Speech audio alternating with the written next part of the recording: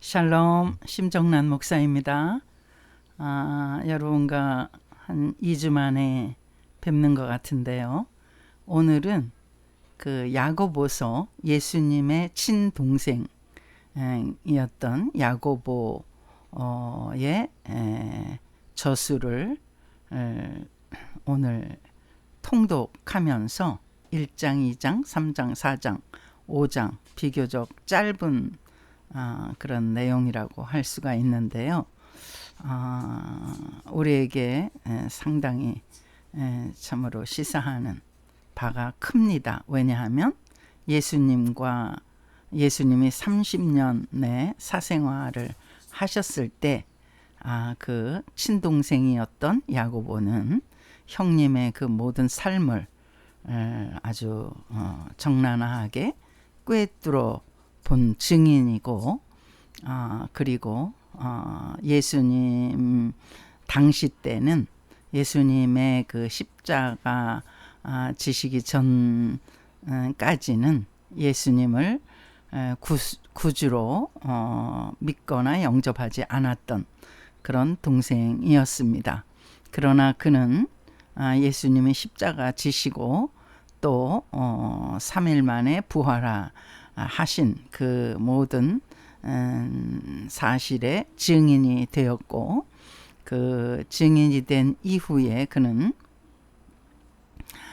정말 그 초대교회에 없어서는 안 될 혁혁한 그런 인물이 되었습니다. 지금으로 말하자면 그 교회의 총회장이 되었고, 각 교회들에게 여러 가지 기독교의 진리와 부수적인 교훈들을 선포하며 지시를 내리는 그런 위치에 있었던 인물이었다고 할 수가 있습니다.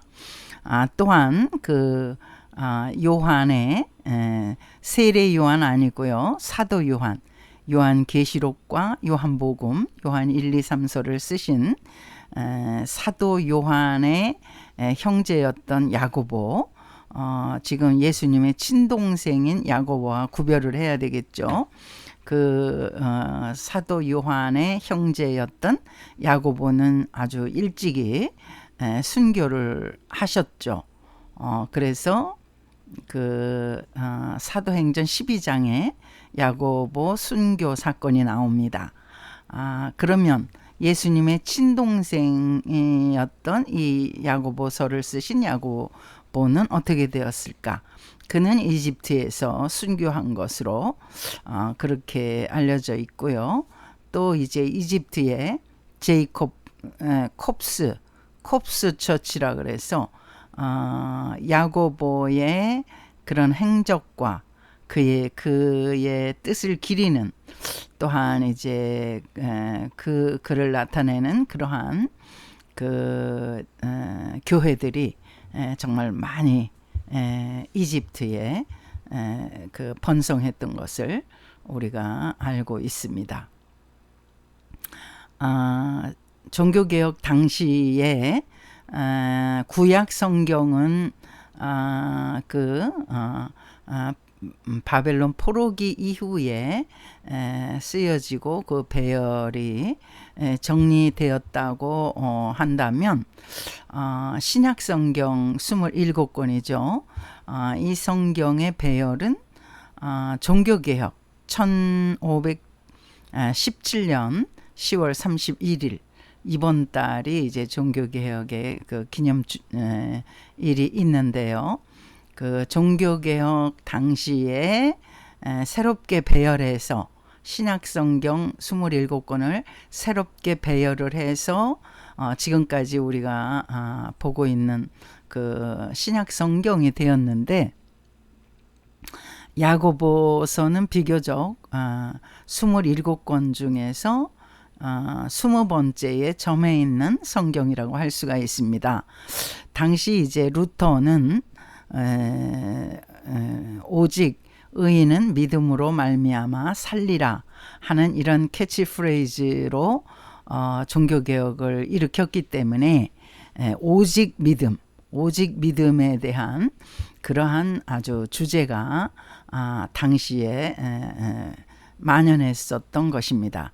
그래서 아무래도 예수님의 친동생의 저술인 야고보서의 또 내용은 제가 이제 통독을 해드리겠습니다만 마태복음과 아주 짝을 이루는 비교적 행위를 중시하는 믿음은 정말 중요하죠. 뭐 믿음이 없으면 하나님을 기쁘시게 하지 못하잖아요.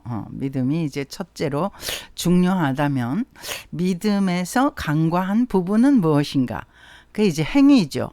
우리가 이제 믿음은 참 출중한데 행위 부분에는 퀘스천 마크를 달아야 하는 이제 그런 것들 때문에 우리 신앙인들이 많이 지탄을 받지 않습니까? 그렇게 이제 이 행위 부분이 얼마나 중요한지를 다루는 사람이 바로 이 야고보, 예수님의 친동생이라고 할 수가 있습니다. 그래서 종교개혁 당시에는 믿음이 너무나 강조가 되었기 때문에 그 배열상 뒤에 처지는 일이 있지만은 우리는 지금 21세기를 살고 있는 우리 야고보서를 중요한 성경으로 우리의 삶의 척도를 삼아서 통독을 하고 정독을 해야 될 줄을 믿습니다. 그럼 제가 1장을 한번 읽어드리겠습니다. 야고보서 1장 1절입니다. 하나님과 주 예수 그리스도의 종 야고보는 흩어져 있는 12지파에게 문안하노라. 야고보 저술의 목적 또 수신자는 바로 흩어져 있는 12지파입니다. 즉 유대인이라고 할 수가 있죠. 유대인의 지도자급이라고 할 수가 있습니다. 계속해서 읽어드리겠습니다. 내 형제들아 너희가 여러 가지 시험을 당하거든 온전히 기쁘게 여기라. 이는 너희 믿음의 시련이 인내를 만들어내는 줄 너희가 알미라. 인내를 온전히 이루라. 이는 너희로 온전하고 구비하여 조금도 부족함이 없게 하려 함이라. 너희 중에 누구든지 지혜가 부족하거든 모든 사람에게 후히 주시고 꾸짖지 아니하시는 하나님께 구하라. 그리하면 주시리라. 오직 믿음으로 구하고 조금도 의심하지 말라. 의심하는 자는 마치 바람에 밀려 요동하는 바다 물결 같으니 이런 사람은 무엇이든지 주께 얻기를 생각하지 말라. 두 마음을 품어 모든 일에 정함이 없는 자로다. 여기까지의 그 서머리를 하자면 야고보 저자는 지혜의 지혜, 모든 지각에 뛰어나신 하나님께 어리석은 자들, 특히 피조물인 우리들은 하나님께 구하라고, 우리 자신의 어리석음을 한탄할 것이 아니라 모든 지각에 뛰어난 하나님께 지혜를 구하는, 그래서 지혜롭게 살라고 권면하는 것이죠. 또 하나는 하나님께 기도할 때에 두 마음을 품지 말아라. 우리가 두 마음을 품는 자들이라고 지금 야고보 저자는 그렇게 말하고 있습니다. 한 마음은 믿음의 마음, 또 한 마음은 불신자의 마음이죠. 두 마음을 품으면 아무 소용이 없다. 마치 바람에 밀려 요동하는 바닷물결과 같은, 그래서 아무것도 얻을 수 없는 존재다. 그 다음에 구절을 읽어드리겠습니다. 낮은 형제는 자기의 높음을 자랑하고 부한 자는 자기의 낮아짐을 자랑할지니 이는 그가 풀의 꽃과 같이 지나감이라. 해가 돋고 뜨거운 바람이 불어 풀을 말리면 꽃이 떨어져 그 모양의 아름다움이 없어지나니 부한 자도 그 행하는 일에 이와 같이 쇠잔하리라. 여기까지는 부한 자들과 가난한 자들에 대한 생활 태도를 지금 야고보 저자가 가르쳐 주고 있는데요. 부한 자는 자기의 낮아짐을 자랑하라. 부하다고 우쭐거리지 마라. 풀의 꽃과 같이 부한 것도 지나가는 거다. 인생은 그런 거다. 그 부하했다가 거들먹거리고 살다 어느 날 보니까 정말 바닥을 치는 그런 일들도 많이 있지 않습니까? 그러니까 이 풀의 꽃과 같은 인생에 자랑할 것은 오직 예수 그리스도, 우리를 구속하시고 구원하신 예수 그리스도 한 분뿐이심을 그가 지금 말하고 있는 것입니다. 그 다음에 12절입니다. 시험을 참는 자는 복이 있나니 이는 시련을 견디어낸 자가 주께서 자기를 사랑하는 자들에게 약속하신 생명의 면류관을 얻을 것이기 때문이라. 사람이 시험을 받을 때에 내가 하나님께 시험을 받는다 하지 말지니 하나님은 악에게 시험을 받지도 아니하시고 친히 아무도 시험하지 아니하시느니라. 오직 각 사람이 시험을 받는 것은 자기 욕심에 끌려 미혹됨이니 욕심이 잉태한즉 죄를 낳고 죄가 장성한즉 사망을 낳느니라. 내 사랑하는 형제들아 속지 말라. 온갖 좋은 은사와 온전한 선물이 다 위로부터 빛들의 아버지께로부터 내려오나니 그는 변함도 없으시고 회전하는 그림자도 없으시니라. 그가 그 피조물 중에 우리로 한 첫 열매가 되게 하시려고 자기의 뜻을 따라 진리의 말씀으로 우리를 낳으셨느니라. 그 테스트와 템프테이션이 있죠. 하나님이 우리를 템프테이션, 미혹하는 경우는 없다. 테스트 하시는 경우는 있죠.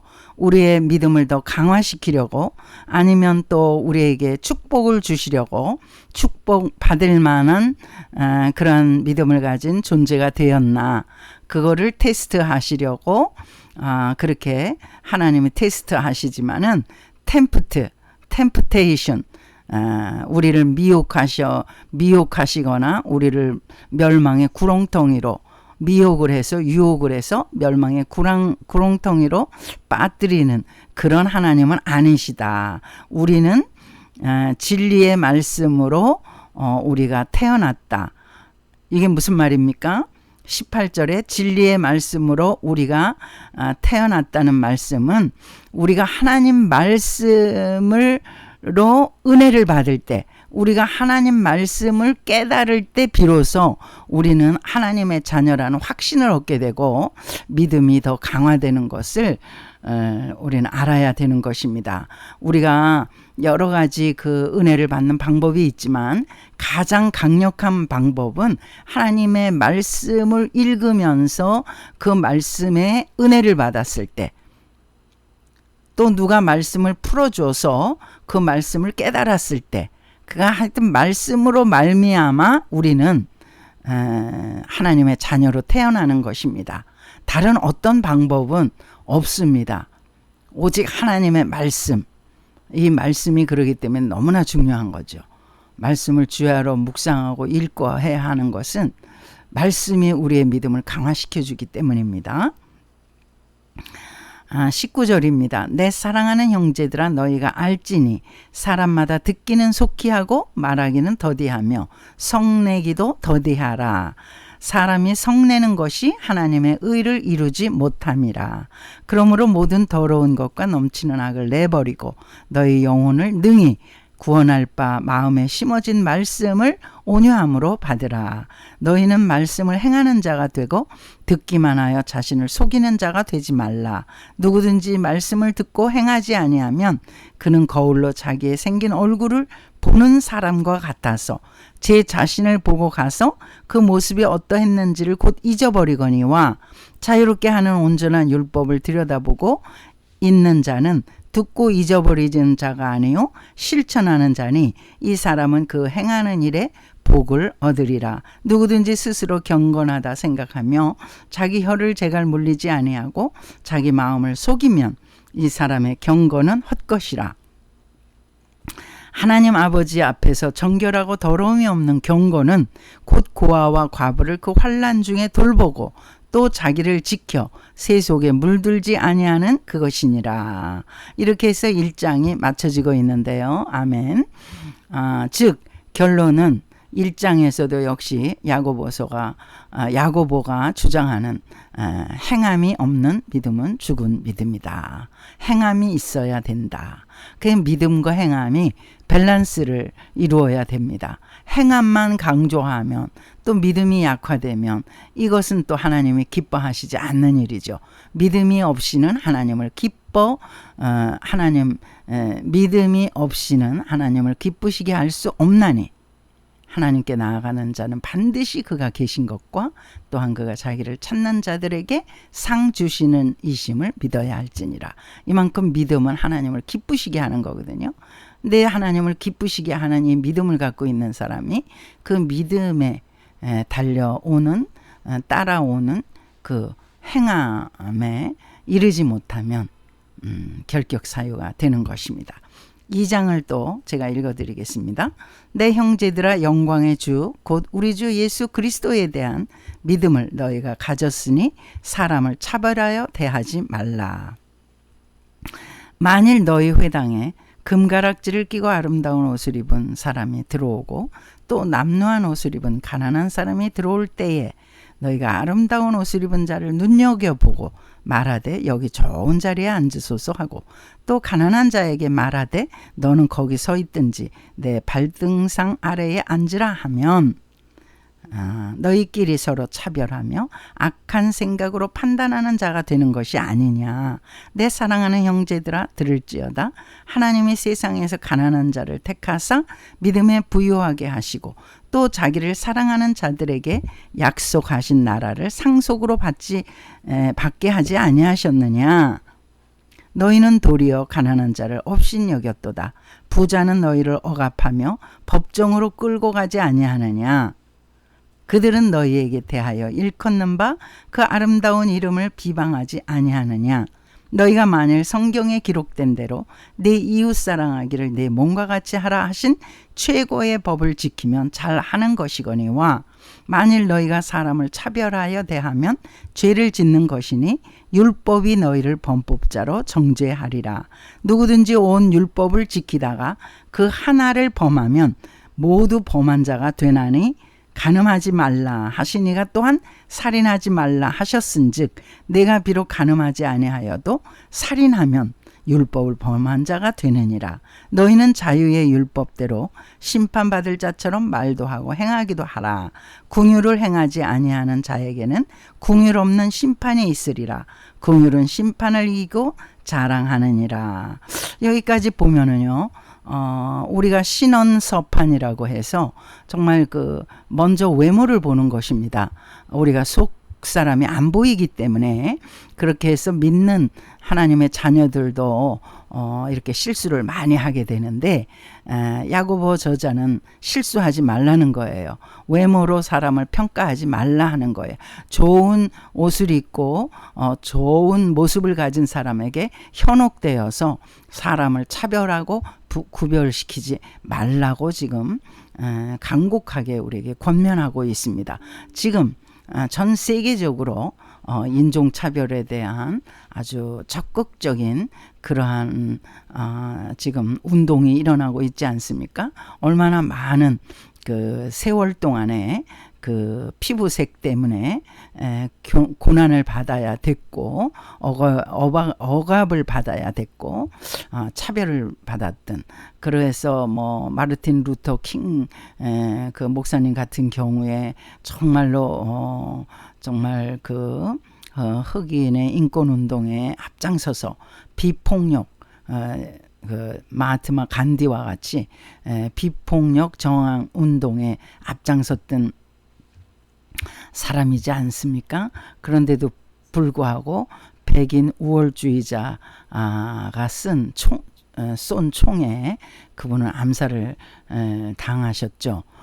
또 말콤 X라는 또 유명한 흑인 인권 운동가가 있었는데 그는 비폭력 무저항으로는 도저히 백인 우월주의자들 이길 수가 없다. 이렇게 적극적으로 폭력도 행사해야 한다. 이렇게 또 주장하면서 흑인 인권 운동에 굉장히 그 불을 지폈는데, 역시 그것은 온 그 백인들이 또 모든 인종들이 정말 호응을 해줘야, 행동으로 해줘야 그게 되는 것 같습니다. 지금은 이제 오바마, 흑인의 피가 섞인 오바마, 케냐 출신의 아버지를 둔 그 흑인 아버지를 둔 그 오바마가 대통령까지 된 그 시대에 우리가 살고 있는 것은 너무나 참 다행이고 축복된 시대라고 할 수가 있습니다. 그러나 여전히 또 차별은 여기저기서 정말 스멀스멀 생기고 있는 것은 우리가 정말 경계해야 되고, 또 우리나라 경우에도 배달의 민족, 단일 민족이라고 우리가 참 자랑했지만, 이제는 그런 말이 정말 무색하잖아요. 지금은 이제 온갖 산업 현장에 제3 외국인들이 와서 고생을 하고 있는, 그래서 우리가 그들의 고생에 의해서 우리가 살고 있는데, 어떻게 우리가 그들을 또 과거에 백인들이 흑인을 차별한 것처럼 할 수가 있겠습니까? 이제는 정말 인류가 글로벌라이즈, 이제 온 인류가 정말 차별과 구별이 없는 그러한 시대로 점점 더 발전하고 진보가 이루어져야 될 줄 믿습니다. 그 다음에 3장으로 넘어가겠습니다. 내 형제들아, 너희는 선생된 우리가 더 큰 심판을 받을 줄 알고 선생이 많이 되지 말라. 우리가 다 실수가 많으니 만일 말에 실수가 없는 자라면 곧 온전한 사람이라 능히 온몸도 굴레 씌우리라. 우리가 말들의 입에 재갈 물리는 것은 우리에게 순종하게 하려고 그 온몸을 제어하는 것이라. 또 배를 보라. 그렇게 크고 광풍에 밀려가는 것들을 지극히 작은 키로서 사공의 뜻대로 운행하나니, 이와 같이 혀도 작은 지체로 돼 큰 것을 자랑하도다. 보라, 얼마나 작은 불이 얼마나 많은 나무를 태우는가. 혀는 곧 불이요 불의의 세계라. 혀는 우리 지체 중에서 온몸을 더럽히고 삶의 수레바퀴를 불사르나니 그 사르는 것이 지옥불에서 나는 것이니라. 불에서 나느니라. 자, 여기까지 우리가 살펴보면 많이 선생이 되지 말라, 이렇게 권면하고 있습니다. 이 선생된 자들은 아무래도 입을 많이 움직여야 되지 않습니까? 혀를 움직이는 사람들입니다. 그 혀로 진실될 말, 진리를 가르치고 사실을 가르쳐야 하는데, 이 선생된 자들이 진실을 왜곡하고 사실대로 하지 않고 조작을 하고 이렇게 하는 수가 종종 있기 때문에 많이 선생되는 것을 원하지 말라. 지금 시대는 많이 선생이 되려고 노력하고 애쓰고 막 그러는 시대 아닙니까? 그런데 선생된 자들은 조심해야 되는 거예요. 진실을 말하고 있는가? 사실대로 정확하게 말하고 행동하고 있는가? 아니면 가짜 뉴스를 퍼뜨리고 조작된 그런 사실을 말하고 있는가? 굉장히 무서운 말이죠. 그러니까 소에게 자갈을 물려서 그 주인의 말에 순종하도록 하는 그런 게 이제 동물에게 해당되는 거잖아요. 우리도 우리 입에 재갈을 물려서 헛된 말을 하지 않도록 조심을 해야 한다, 이 말이에요. 그래서 우리 기도할 때, 하나님, 내 입술에, 내 입에 재갈을 물려주세요. 내 입에 파수꾼을 세워주세요. 그래서 헛된 말 하지 않게 해주시고,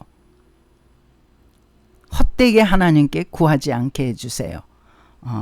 그런 기도를 할 필요가 있습니다. 그 다음에 이제 4장으로 넘어가서 1절입니다. 너희 중에 싸움이 어디로부터 다툼이 어디로부터 나느냐? 너희 지체 중에서 싸우는 정욕으로부터 나는 것이 아니냐? 너희는 욕심을 내어도 얻지 못하여 살인하며 시기하여도 능히 취하지 못하므로 다투고 싸우는도다. 너희가 얻지 못함은 구하지 아니하기 때문이요 구하여도 받지 못함은 정욕으로 쓰려고 잘못 구하기 때문이라. 우리가 기도할 때에 우리가 하나님께 기도하잖아요. 하나님 아버지, 저 이렇게 해주세요. 이 기도를 응답해 주세요. 너희는 내게 부르짖으라. 내가 내게 응답하겠고 내가 알지 못하는 크고 비밀한 일을 내게 보이리라. 예레미야를 통해서 하나님께서 우리에게 주신 말씀이잖아요. 내게 부르짖자. 부르짖는 게 너무 중요한 겁니다. 이게 기도잖아요. 하나님께 우리가 기도하는 거예요. 예수님의 이름으로 기도하는 거예요. 그렇지만 하나님의 집에 쓰레기통에는 우리의 기도가 차고 넘쳤다고 제가 한번 말씀드린 적이 있잖아요. 약간 유머스럽게 말씀드리긴 했지만 정말 구하여도 받지 못함은 정욕으로 쓰려고 잘못 구하기 때문이라. 우리가 정욕대로 구하는 것입니다. 우리가 우리의 이기심 때문에 우리의 욕심 때문에 구하는 거예요. 자족하는 삶을 살아야 되는데 이만하면 충분하고 굶어 죽지 않고 넉넉하게 살 수 있는데도 욕심껏 구해서 우리가 더 이기적으로 더 풍족하게 살기 위한 어떤 나를 위한 그런 기도라면 이거는 하나님의 집에 쓰레기통에 들어가는 쓰레기감이라는 그런 말씀이죠. 그래서 우리가 먼저는 기도해야 합니다. 우리가 답답한 지경에 이르렀는데도 뻔뻔하게 기도도 안 하면서 정말 나 죽겠다, 정말 내가 죽겠다 하고 사람한테 그렇게 구걸하듯이 말하는 것은 별로 도움이 되지 않습니다.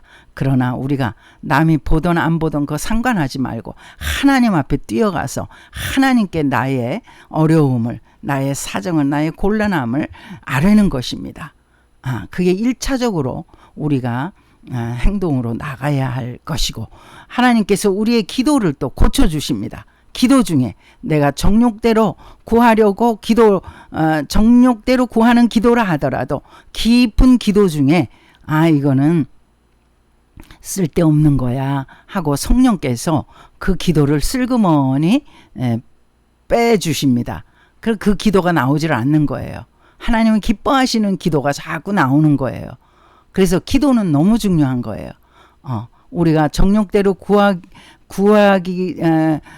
정욕대로 구할까봐 나는 기도 못하겠어. 이거는 잘못된 생각입니다. 우리가 정욕대로 구하더라도 일단은 하나님 앞에 나아가 기도해야 하는 것이.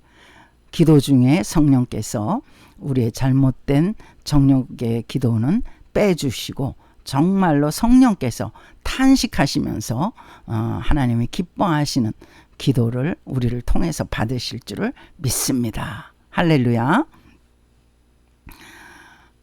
그 다음에 이제 4절을 야고보서 4장 4절입니다. 가늠한 여인들아 세상과 벗된 것이 하나님과 원수됨을 알지 못하느냐?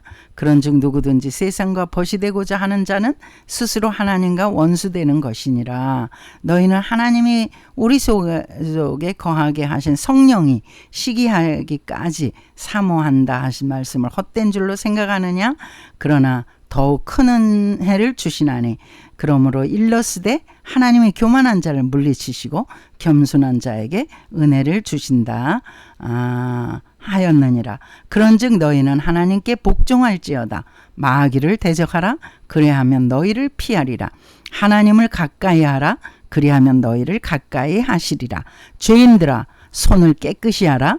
두 마음을 품은 자들아 마음을 성결하게 하라. 슬퍼하며 애통하며 울지어다. 너희 웃음을 애통으로 너희 즐거움을 근심으로 바꿀지어다.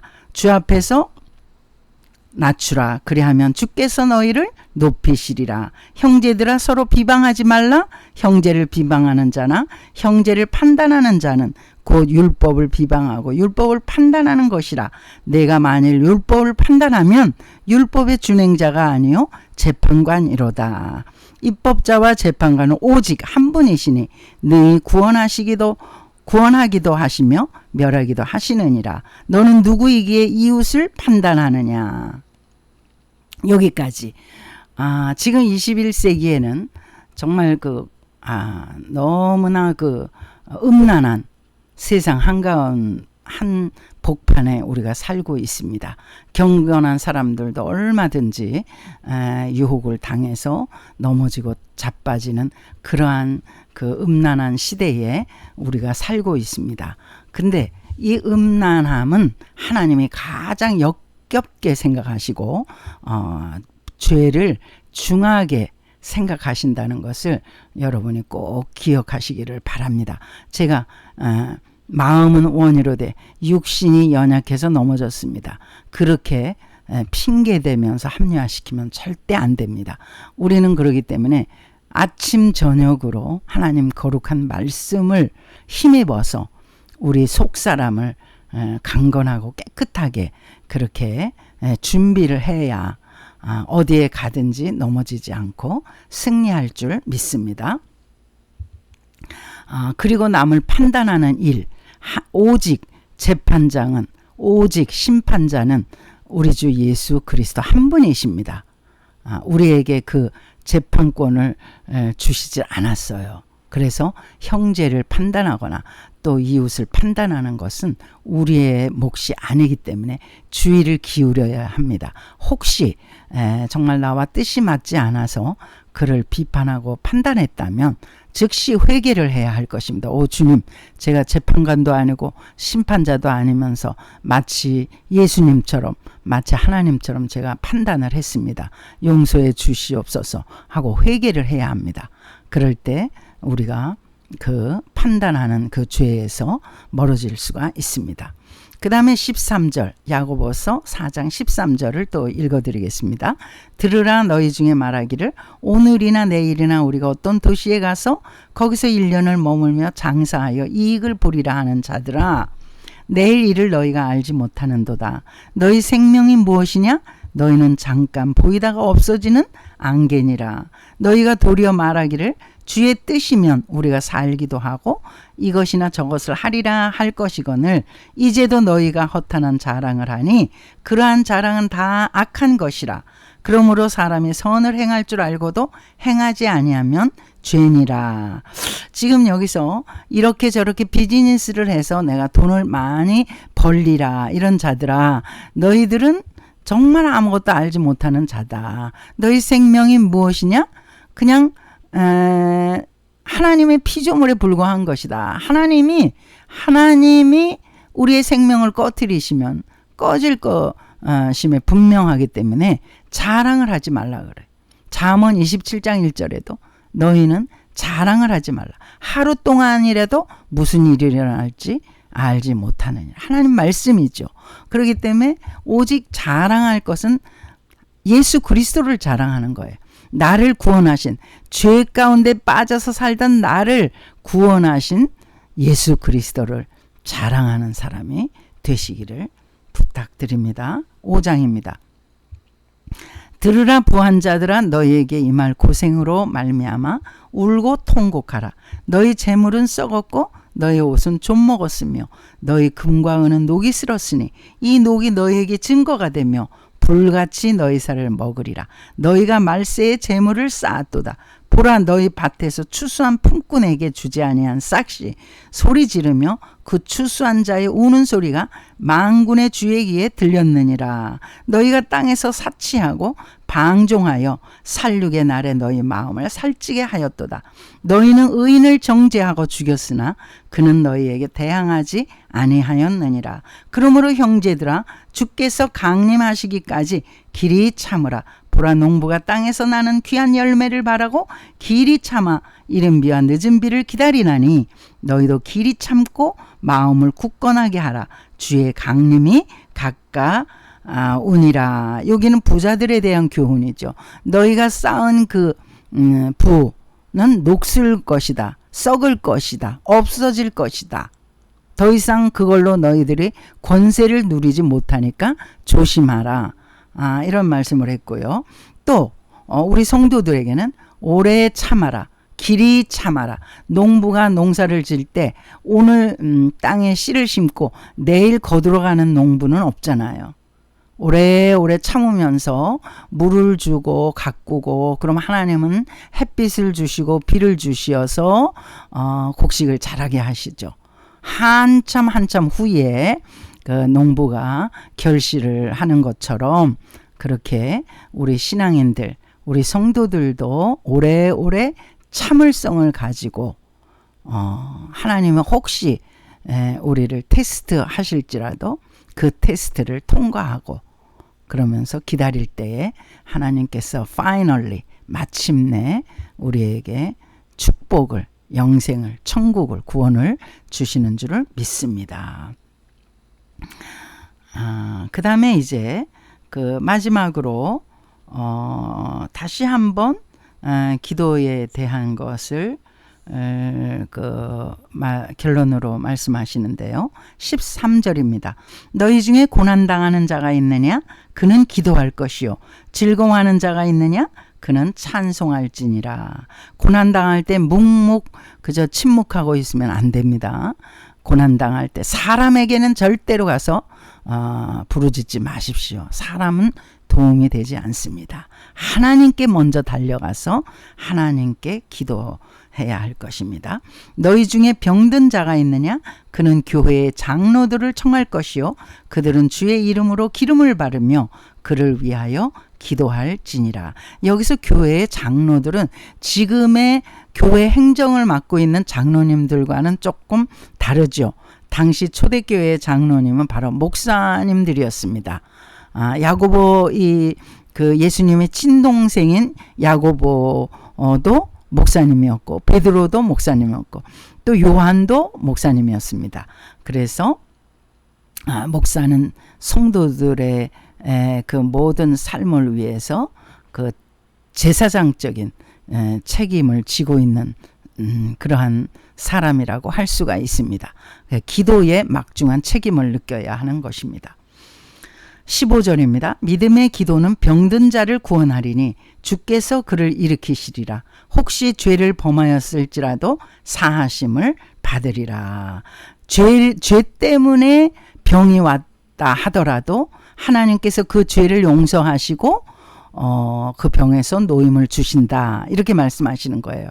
마가복음 2장에도 중풍병 들린 친구를 내 친구가 들것에 실어가지고 오잖아요. 그럴 때 예수님이 고쳐주시면서 다시는 죄를 범하지 마라. 그러니까 이 중풍병 들린 환자는 바로 죄 때문에 중풍병이 들었다는 거예요. 모든 병이 다 죄 때문에는 아닙니다. 오해하지 마시기 바랍니다. 욥과 같은 분은 의인이었잖아요. 동방의 의인이었다고 그랬거든요. 정말 그와 비견될 만한 사람이 없었다고 하는데, 그런데도 그가 엄청난 피부병 때문에 고난을 당하지 않습니까? 우리가 그렇게 일반화시키면 안 됩니다. 그러나 우리가 이런 병 때문에 고난을 받을 때 어떻게 하나님께 기도하고 다른 사람들에게도 중보 기도를 요청할 필요가 있는 것입니다. 그래서 그 고난을 물리치고 또 하나님께서 테스트로 고난을 주시는 거라면 넉넉히 인내함으로 기다림이 필요하다고 믿습니다. 16절에 그러므로 너희 죄를 서로 고백하며 병이 낫기를 위하여 서로 기도하라. 의인의 간구는 역사하는 힘이 크민이라. 엘리야는 우리와 성정이 같은 사람이로되 그가 비가 오지 않기를 간절히 기도한즉 3년 6개월 동안 땅에 비가 오지 아니하고. 이거는 조금 오해의 소지가 있죠. 왜 엘리야 선지자, 이 출중하게 훌륭한 엘리야 선지자가 그 북이스라엘에 비가 오지 않기를 기도를 했나? 이상하죠. 3년 6개월 동안 비가 오지 않아서 아주 기근에 온 백성이 시달렸잖아요. 왜 그랬냐면 북이스라엘이 완전히 하나님을 배반하고 그 우상 숭배에 왕으로부터 그냥 온 백성이 빠졌었거든요. 그래서 이 엘리야 선지자가 정말 얼마나 하나님 앞에 울부짖어 기도했는데도 이들이 돌아오지 않았습니다. 그래서 엘리야 선지자가 이렇게 비가 오지 않기를 간절히 기도했더니 3년 6개월 동안 비가 오지 않은 거예요.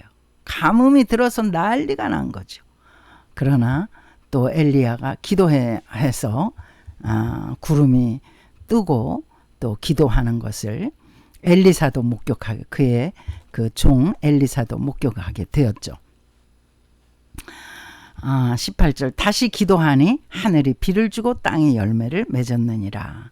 내 형제들아 너희 중에 미혹되어 진리를 떠난 자를 누가 돌아서게 하면 너희가 알 것은 죄인을 미혹된 길에서 돌아서게 하는 자가 그의 영혼을 사망에서 구원할 것이며 허다한 죄를 덮을 것임이니라. 그러니까 우리가 할 것은 뭡니까? 야고보 저자가 최종적인 결론입니다.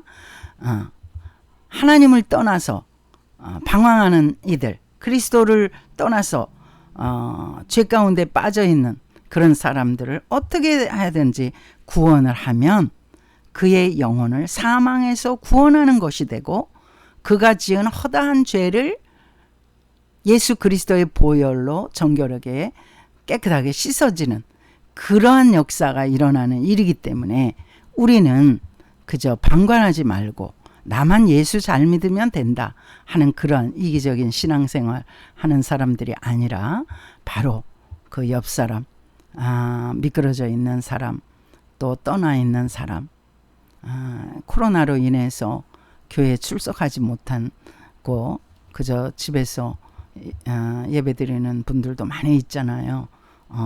뭐 하나님은 어디나 계십니다만 그러나 지금은 교회가 얼마나 좋은 교회가 많이 있습니까? 우리가 게으르고 나태해서 그저 적당하게 파잡한 바람에 예배 드리는 일이 없도록 정말 우리가 게으르지 말고 주를 열심히 섬기시는 여러분 저가 되시기를 주님의 이름으로 축복합니다. 할렐루야. 감사합니다. 오늘은 야고보서를 대략 간추려서 말씀드렸습니다.